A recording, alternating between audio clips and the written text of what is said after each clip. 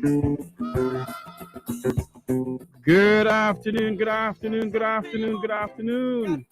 Welcome to the Mekwitosh program here in WCBQ WCOP, the voice of the Caribbean. This is how we're going to do this afternoon. This afternoon we have with us former Broward County Mayor Mr. Dale Holness. Our special guest this afternoon, former Broward County Mayor Mr. Dale Holness, will be here with us this afternoon. He's already here with us. Mayor Holness. Good afternoon to everyone. And this rainy, cool, some folks say it's cold. It's cooled. It's cool, not cold, but cool. Cool afternoon.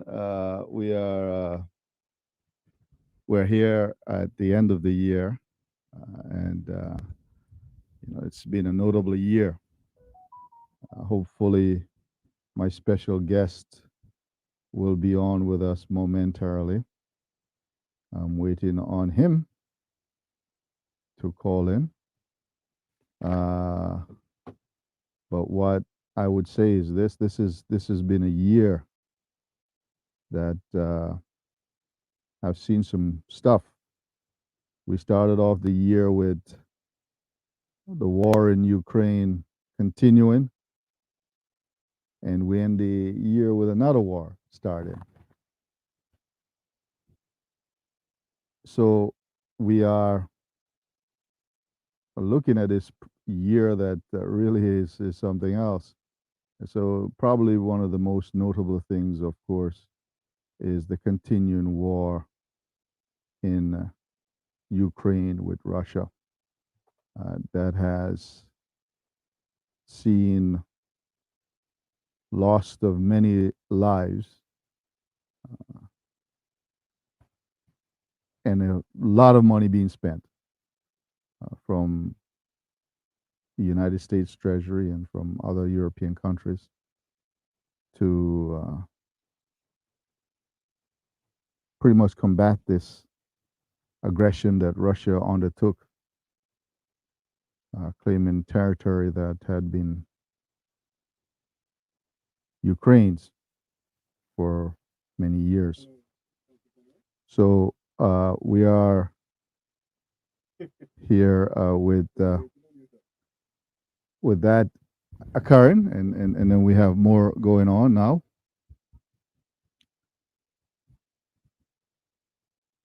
So we wanted to try and do a little bit of a year in review and have some discussion on that. And we're joined by the Honorable Consul General Oliver Mayer from Jamaica, the ever ready person who is all over doing a lot of good things. And I'm hoping he's joined by a good friend of mine for many, many years, the great Minister of Tourism, Mr. Edmund Bartlett, who has done a tremendous job there in Jamaica. So we wanted to try and get him to talk a little bit about what has occurred in this year, Consul General, and also my friend Mr. Bartlett has led Jamaica tourism for a very long time. I want to talk to him about that, and we've seen a great deal of increase in the number of travelers. There is a report out that I saw this in the last couple of weeks that says Jamaica is one of the safest places to travel to, and I know we have a lot of folks talking about crime and that. There's not any place in the world where you don't have some crime, but it seems as if a lot of people are feeling it's safe to go to Jamaica. Prime Minister from Canada, Trudeau, spent this Christmas the second year in a row in Jamaica. Wanted to talk about that and the economic impact that tourism has on Jamaica, and also Minister Bartlett's book that he wrote. I mean, he's a rock star when it comes to tourism. Welcome to the show, Consul General Oliver Mayer and Minister of Tourism, Mr. Edmund Bartlett. All right. Happy to be on the program. And I get a little feedback. You need to move a little bit from where you are. It's not, shouldn't be from us. We're hearing you quite clearly with no feedback. Okay. Last time he had done some adjustment and it went well. But all right. Hold it Happy for to- me, Council General. Hold it for me, Council General. Okay. Tell me if it sounds better now. That sounds better. Okay, go ahead. All right. Happy to be on your program. Can you hold 1 second, Jeff? 1 second, please. One Yes, second. we're speaking to Jamaica Council General, Mr. Oliver Mayer, and hopefully the Minister of Tourism, the Honorable Edmund Bartlett, who is going to come onto the program here with myself, with Mr. Dale Holness and myself, former Broward County Mayor, who hosts the Yes. Money Talk. Go ahead, sir. All right. Right. Happy to be on your program. And first of all, just want to say compliments of the season to all your listeners, to everybody at the station. Always a pleasure to be on the program. I want to wish everybody the very best for 2024. And there's more in store for 2024 for sure. Right. I think we've had a decent year for Jamaica. I mean, nothing is perfect, but I mean, we have to give thanks. We've had a very strong recovery since COVID. We've had growth in our GDP. We've had massive reduction in our debt over the last 5 to 6 years. Our debt to GDP moving from 149% down. We'll close this year at 74, 75% debt to GDP. Our revenue earnings from tourism are a record high, $4.2 billion US dollars, and we've had, and I'm sure the minister, trying to get the minister to chime in a little while, but and our repeat guests, I believe now stands at 42% of our visitors are actually repeat guests, which speaks to how safe people feel, how satisfied they feel in the Jamaican product. And I want to use this opportunity to congratulate not just folks from the Jamaica Tourist Board or the minister or the government or the opposition, but everybody that's involved in the industry. This success is your success. And everybody from you arrive at the airport and you're greeted, the taxi men or hotel attendants, the cleaners, everybody. You can share in perhaps the best result we have had in tourism in our history. And so, Consul General, I'd also say that the people who are here who have sent their friends to Jamaica and those who have visited and sent their kids to Jamaica. I actually have a couple that's there now celebrating their honeymoon. I recommended that they go down. I connected them with someone in the Ministry of Tourism, and they're having a fabulous time. They sent me photographs at Dunn's River Falls. They're all over the place and think it's such a wonderful, such a great place. And these are Americans who have some means, they have some funds, so they could afford to go pretty much anywhere they wanted to go, but they choose instead to go to Jamaica, to enjoy Jamaica, and are very excited and happy about the experience that they've had there. Council General. Consul General Oliver Mayer. All right, so I have a surprise. Of our hardworking minister with me, and you can greet him happy birthday. No, it's not my birthday. Is that your birthday? Or it's his son's birthday? His son's birthday. Well, son's birthday. Yes, Minister Bartlett. Minister Bartlett, welcome. Hi, Dale. How are you? I'm doing all right, and I'm so excited to have you on. It's compliments of the season to the South Florida family. Certainly. And let's hope that the new year will bring a real metaphor in Jamaica for prosperity, yes? Yes. So I was saying earlier that you've served for many years either as Minister of Tourism or Shadow Minister for Tourism. How many years is that? And tell us about what you've seen over time, but also how you became such a rock star. It seems as if every time you're in as Minister of Tourism, the tourism number climbs even much higher than expected. Well, I don't think rockstar is the appropriate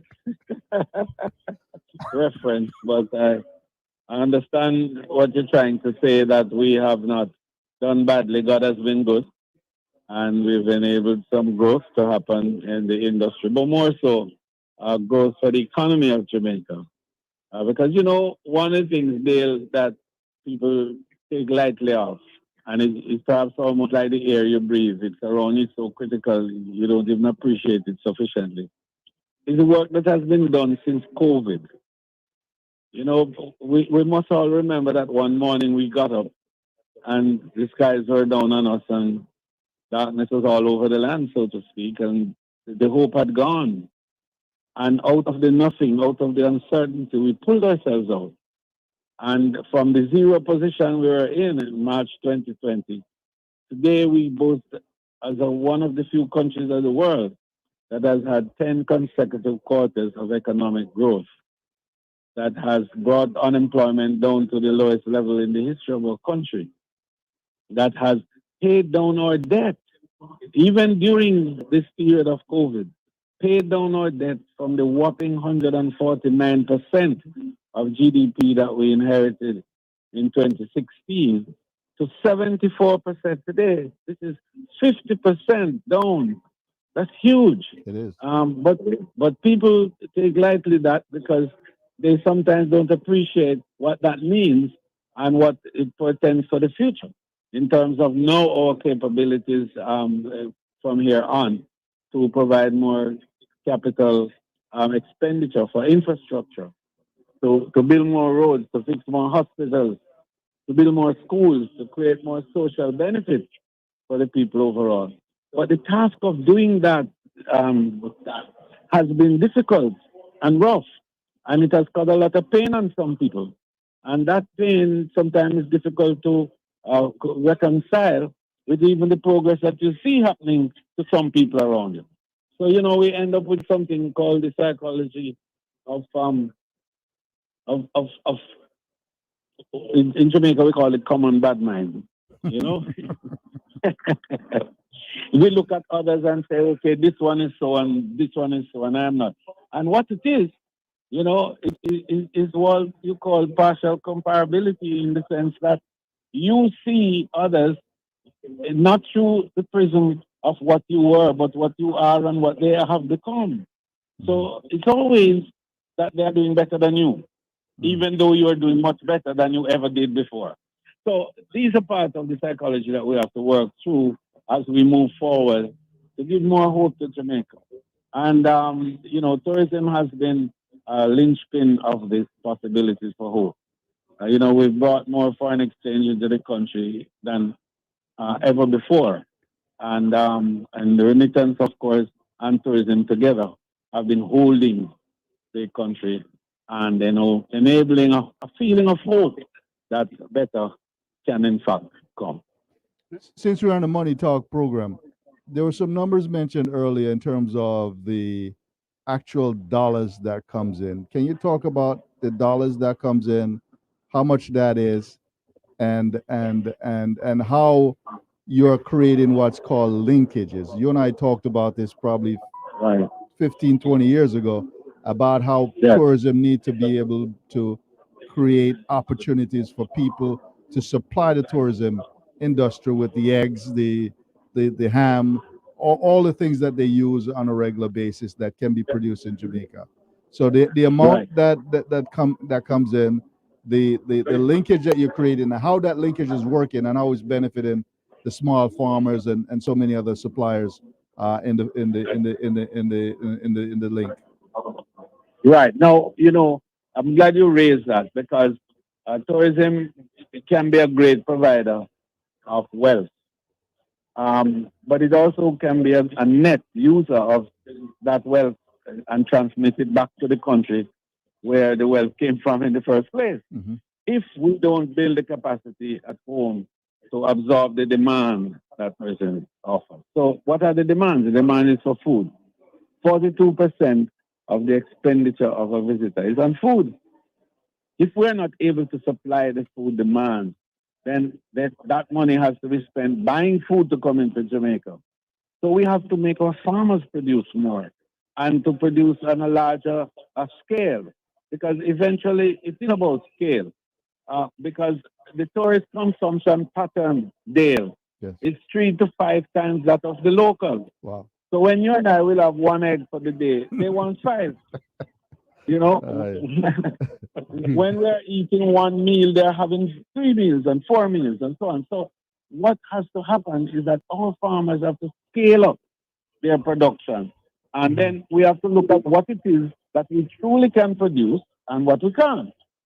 You know, because we can't produce certain types and cut of meat, for example, Yes. right? Nor do we have the land space to produce the number of animals that are going to give us the carcasses that give us the cuts of the meat that will supply this now 4 million visitors that we have, and going to be more later on, Yes. while supplying also the 3 million locals that we have. So you have to bear in mind that what tourism has done now is to increase the size of the market from the 3 million Jamaicans up to probably 5.5 on a basis of average. Even though we tell you it's 4 million more, it's not 4 million added to 3, because it's not daily consumption for 4 million. Mm-hmm. It is, you know, that divided by a factor. So we figure the added market is about 1.5 million. So our farmers now have to produce for 5 million people rather than the 3. Mm-hmm. And that takes a little bit. So this is where people quarrel that much of the resources from tourism don't stay in Jamaica. And that is probably true. Only on an interim basis as we develop the capacity ourselves to produce more. So we are seeing more now from the farmers, and our small farmers are getting involved. And for this year so far, Dale, on a platform that we established called Alex, and that is linking the small farmer, 2 acre, 1.5 acres, 3 acres plus farmer, to the hotels. And we have traded $1 billion of goods already for the year for these small farmers.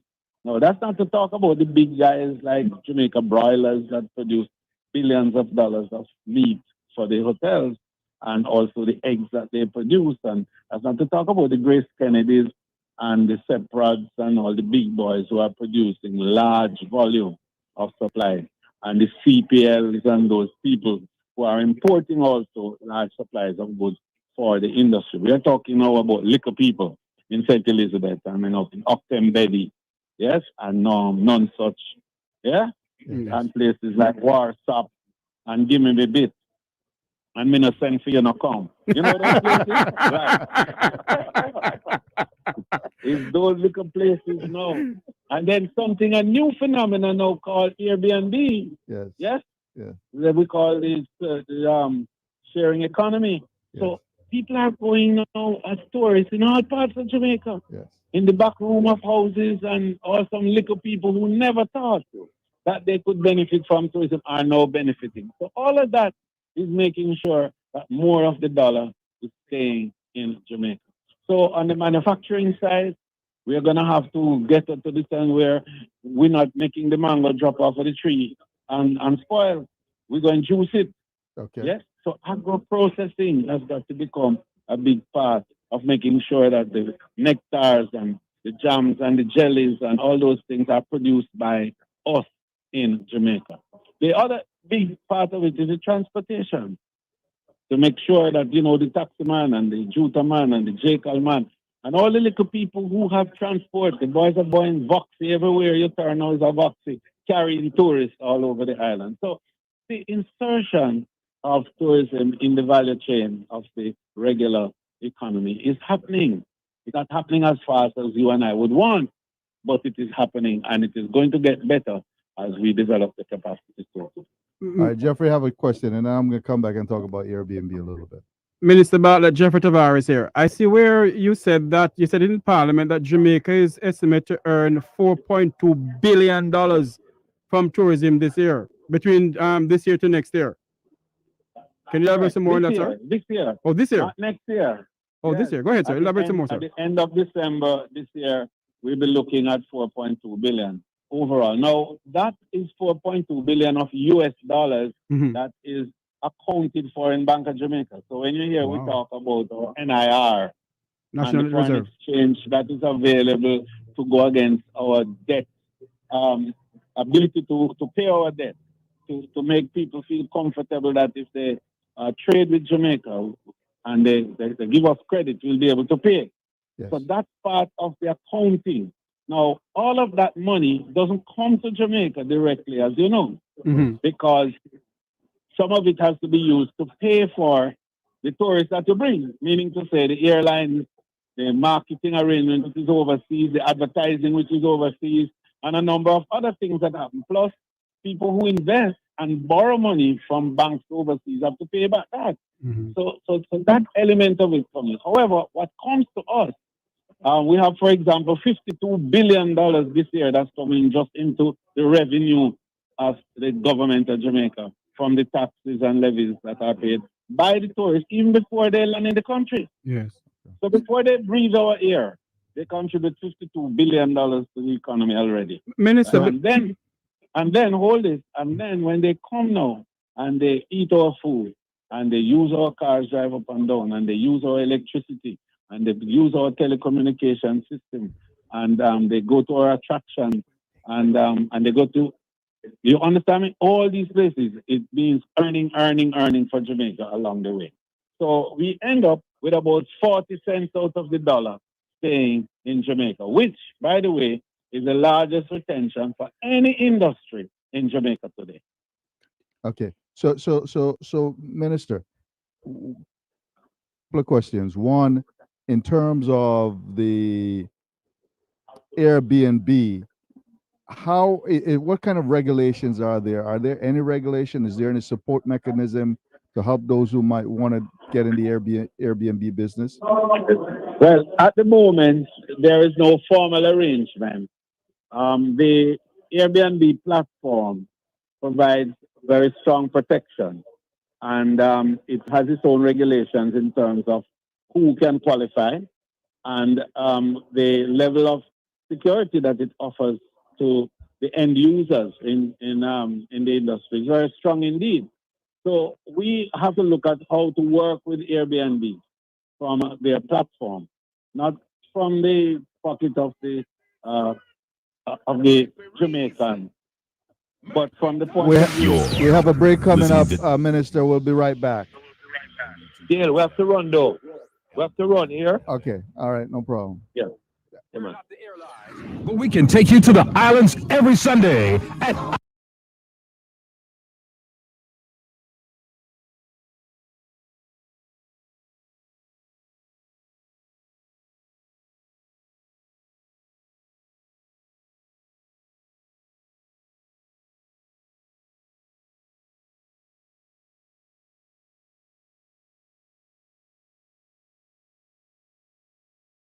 you keep on talking about Keith Clark. I'm just want to say, if he never in a business, me not talk about Mr. Clark no more. His nephew is Nigel Clark. Hold on, you know why I talk about Keith Clark? Because I'm to me, or you member of my family. And Jeffrey, me agree. But if Nigel Clark not care how Rocky them could have killed him father by linking him with the Tivoli strongman. Me look George and spend no time on that. It means them all form a big white club and them will sacrifice somebody. And I'm not going to be the sacrifice. The people of this country must know that the Prime Minister of Jamaica hugging up members of the military because he has an agenda.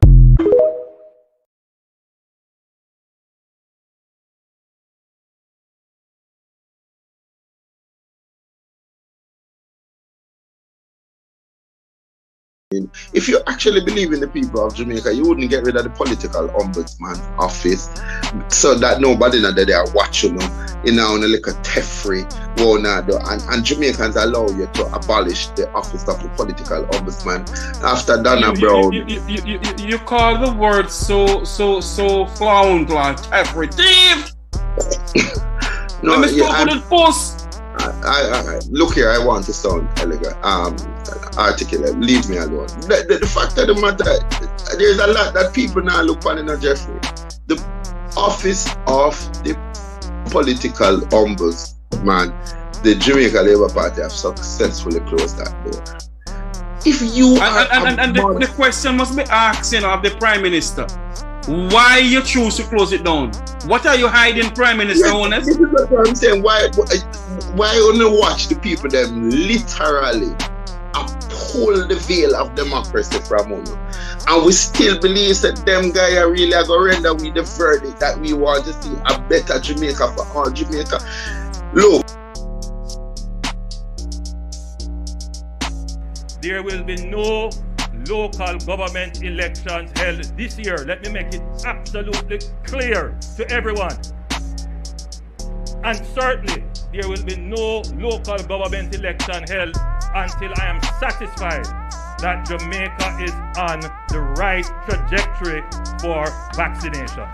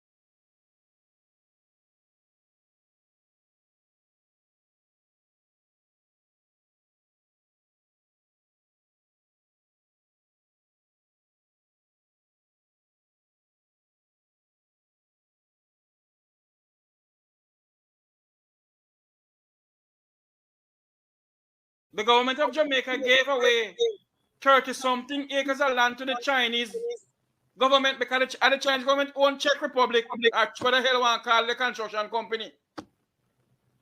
The government of Jamaica gave away 34. It's 30-something plus. 30-something plus acres of land. Beachfront land. To the Chinese construction company in Jamaica. Both the PNP and the JLP selling out Jamaica.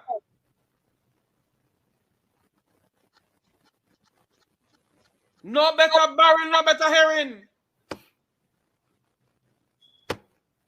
Dr. Taylor, continue and tell the people who just joined us about the land when they give it to the Chinese government.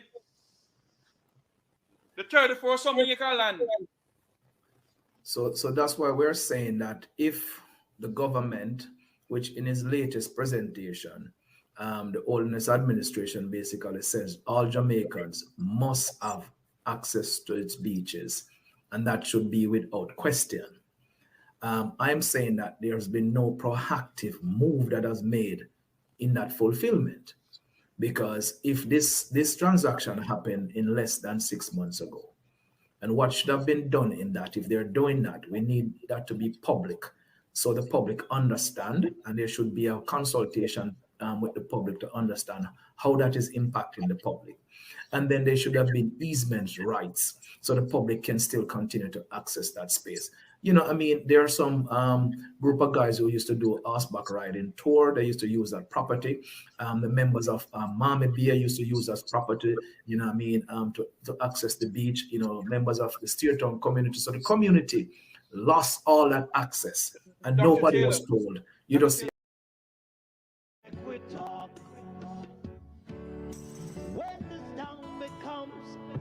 And we're back here. We're back here on WZPP, WZOP radio. You know, we have to run some advertising so that the bills can be paid. We're the money program, so we got to make sure some money is coming in to keep the stations doors open. And 96.1 FM in Miami, 92.7 FM in Fort Lauderdale, 1590 AM Tampa, St. Petersburg, 102.3 FM in Hollywood, North Miami, 105.3 FM in Vero Beach, 99.7 FM in Orlando, Winter Garden, and Lake Mary. And certainly you can also find us online at WZPPradio.com. WZPPradio.com. Call your friends, talk to them. Ensure that when you support our advertisers, that they know that you're supporting them. And please support the people who support the station so you can have the great music, the good information that we bring to you, and share the culture of people of the Caribbean. We have online with us a friend of mine that we've introduced you to a couple of times, Mr. Stanley Campbell, candidate for the United States Senate, who has served this country well. Welcome, Stanley, and you can say a few things about the year in review and whatever well wishes you have for the people for the new year. Stanley, go ahead. Well, thank you, Mr. Holness, and thanks to all of the I would call it viewers, because I do have a face for radio, but I really am glad that that you guys have given me the opportunity to give you a little bit of year in review. I can tell you, since we last talked, I have been virtually in every state, every part of the state that your listeners are on. Yes. That if we start with Miami-Dade, we had a great opportunity with the AKAs, who are now founding a new chapter. And the large part of why that was so important is because the economic transitions in Liberty City, Coconut Grove, and areas where we've seen a large part of the neighborhoods being transformed and gentrified. Our work and their work is very much parallel, so that we can actually make assurances that contracts that go into renovation go to Black and brown contractors, with a primary focus on Black contractors, that those people who might be moved are not priced out from being able to move back into their places. If you look at Charles Drew as an example, there's about 20 multifamily homes that are closed down and boarded up, even while we face big challenges for affordable housing. At the same time that they're going to renovate that middle school, and I, as a person who was the first class when it was a brand new school some many years ago, that's important.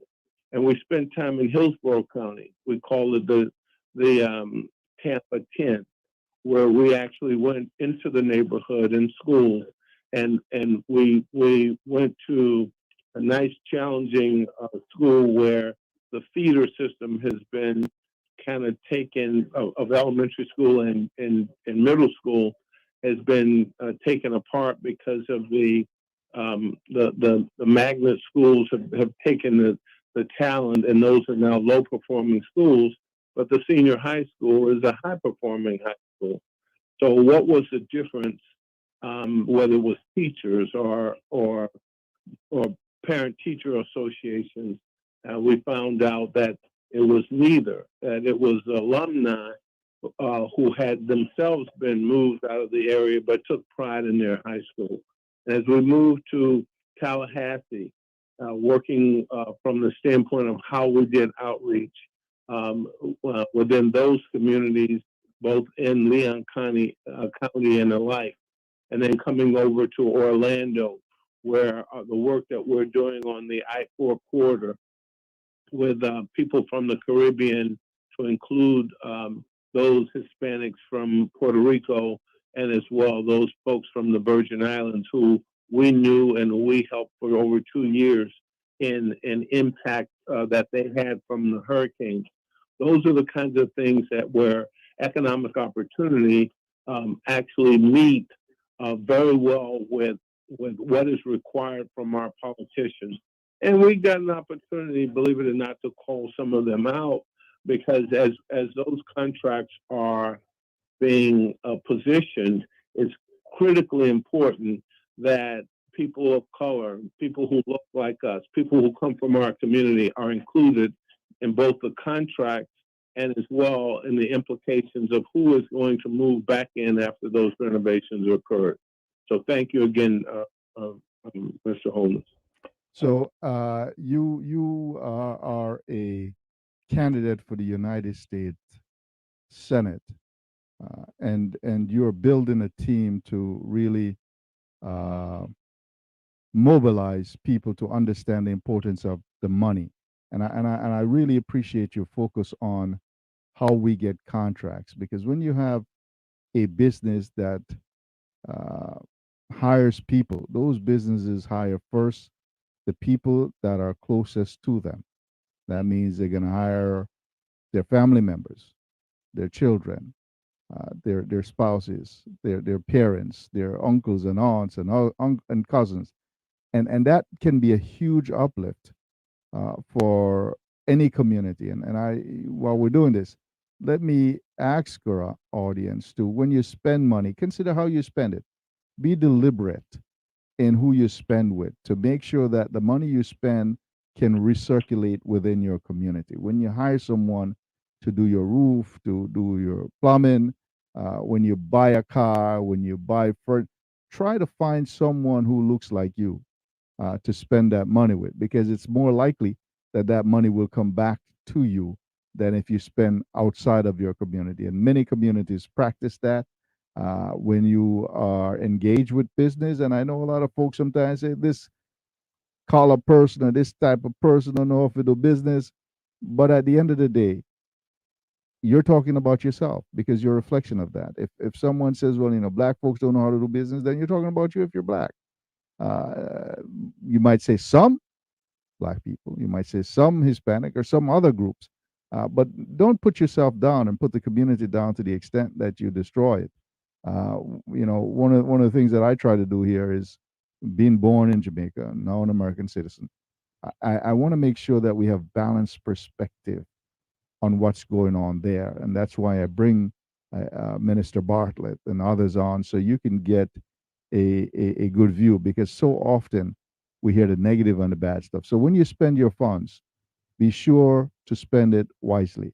And if you have a business that's not doing well for you in terms of the job that they're doing, talk to them, counsel them, tell them, look, the way you did this is not right. I wish you would do it this other way. And if you're not able to improve what you're doing for me, then I won't ever use you again. But don't discard a whole group of people just because of one bad experience that you may have. So Stanley, we're talking money here. Now, we have a challenge with the economy for many people, even though it has improved and we still have a great opportunity here. Living wage. Many people are not making enough money to make ends meet. Give me some idea as to what you think, how we can formulate higher paying jobs and lifting wages up. Well, this is thank you for the question. This is a very unique group of people because most of you, if you're over 45 years old, recognize and know of the works of Marcus Garvey. The comments related to living wage tied directly back to contracts. And so though we have almost an unprecedented amount of money that's been made available through different federal actions to help our nation recover, those contracts have not been, trickled down into our communities. So though we want to talk to each other, I encourage you to call the Small Business Administration. There are programs like the 7J program, where people can actually very much experienced individuals can help you do business plans and help you even write contracts or grants.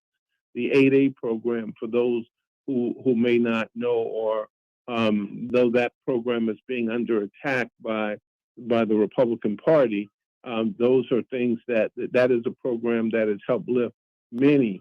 But when we work with each other, when we buy from each other, when funds and monies turn in our community, that helps to enhance our education, because we now are able to send our children to school.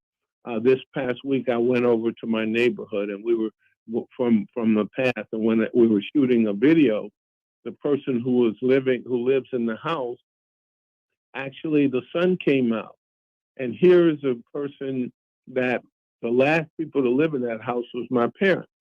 And this young man comes out, Florida A&M graduate, a new fireman, and didn't even know that right down the street was the first chief of the fire department, who was raised directly across the street from him.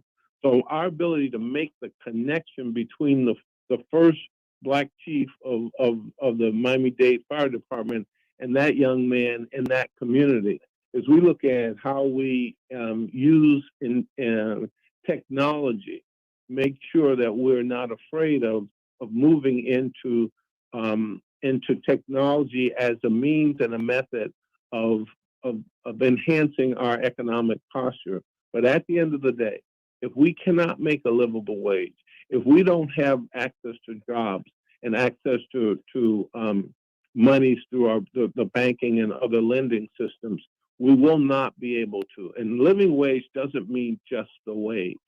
It means all of those benefits that go along with it. Things like insurance, 401k, health insurance.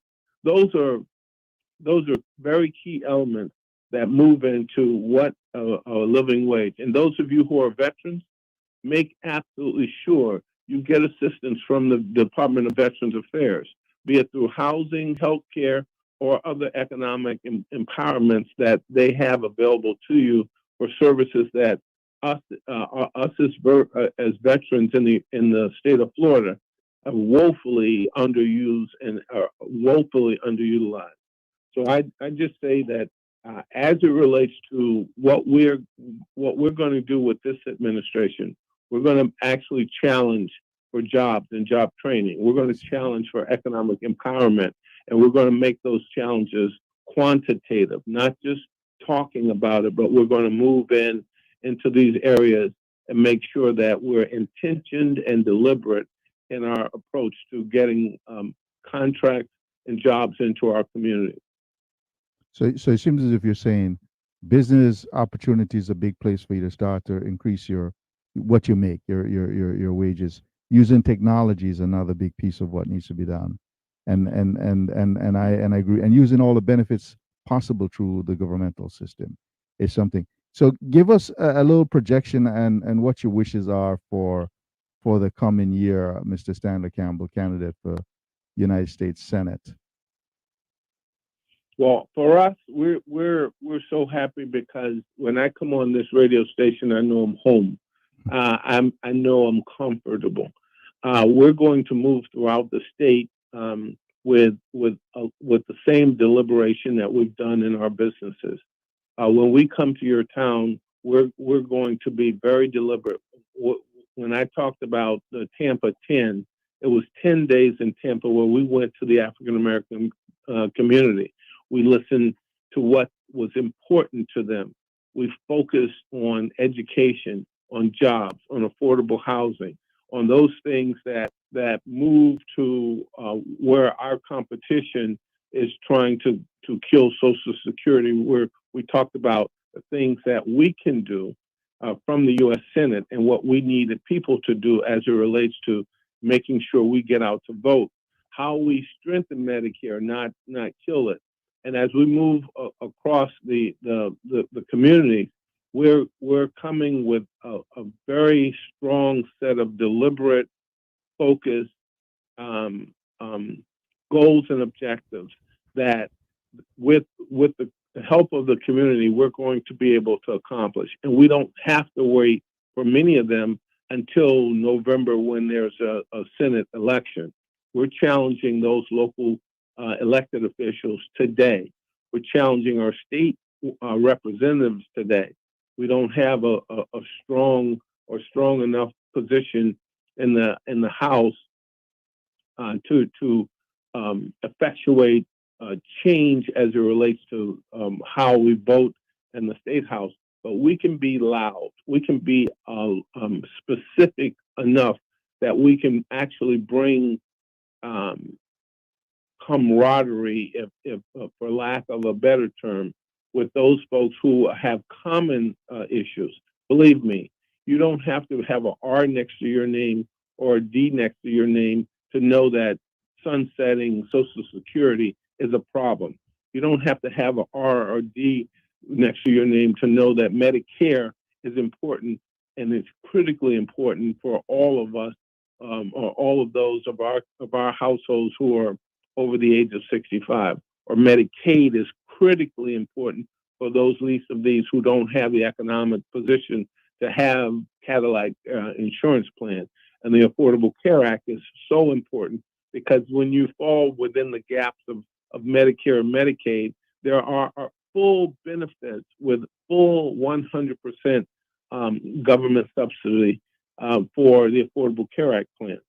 So our support is going to be very specific. And it, like I said, it does not have, these are things that we don't have to wait because we have commonality with across the state of Florida, with people who are also suffering, who might not necessarily think that we're the best candidate for them. But when we talk about the issues, they know what pain they feel as it relates to this economy. So we're coming hard, we're coming fast, and we're coming deliberate. And we don't have to wait for the vote, but we definitely need to make sure that our people are rallied and that they understand the importance of the vote. So Stanley, your website is stanleyforflorida.com. That is the website, stanleyforflorida.com. We really truly invite you to go look at our message, make absolutely sure you consider the donations. If every 10 can bring 10 and those 10 bring 10, we're going to be able to master the challenge that we have against Rick Scott, because losing cannot be an option for us. There's too much at stake. So Stanley, I wish you the best for the new year, to you, your wife, and family, and Godspeed. Blessings to you, and we'll talk another time. Well, thank you, Mr. Holness, and thank you all of the listeners throughout the state of Florida. We are one, and we will win. So thank you all. Yes, thank you so much. I have another Campbell on the line, Mr. Richard Campbell, my good friend. How are you, sir? Well, I'm doing great. It seemed like it was season for the Campbells. And is he still on? Yeah, he is. But so we have the Campbells. Richard, talk a little bit quickly. We got about 3 minutes left on the show about what your year was like and what your wishes are for the future and for the people. Well, I'm hoping that Lord Hill will be on top of the mountain come next year. And of course, let me utilize this moment to say Happy New Year, and hope it's a prosperous one for all, especially the folks in Lord Hill. And Dale, I hope come next week I will be the main Campbell on your show, and then we can talk more about the city of Lord Hill. It will be a very historic election next year, where possibly all 5 elected seats will be on the ballot. So we need to talk about it, which is impact. It will significantly impact the folks in Lord Hill, especially from a financial point of view. So hopefully, Dale, I will be one of your first guests in 2024, where we can talk in more detail about the impact things have had on the city of Lord Hill, the residents in Lord Hill. You know, Lord Hill is very dear. Lord Hill is very dear to my heart. That's where I got started in the political arena as an elected public servant, and I've seen the improvements in the city. I see where we are now with the tax rate being quite a bit high, that we should look to see how we can create efficiencies. And that's a big thing that I look forward to doing, support our businesses. And just to remind you, Dale, that when you were here in 2010, the millage rate was 5.9. Now it's over 8%. 8 mils, yes. So there's a 8 difference mils, there. yeah. Yeah, it's beyond 8 mils. And the Chamber of Commerce that flourished, that I started and flourished, is on the not so strong anymore. Very, very weak, because not getting the support. You got to support your businesses in order to grow your economy, so you can produce jobs, good paying jobs for the people who reside within your city.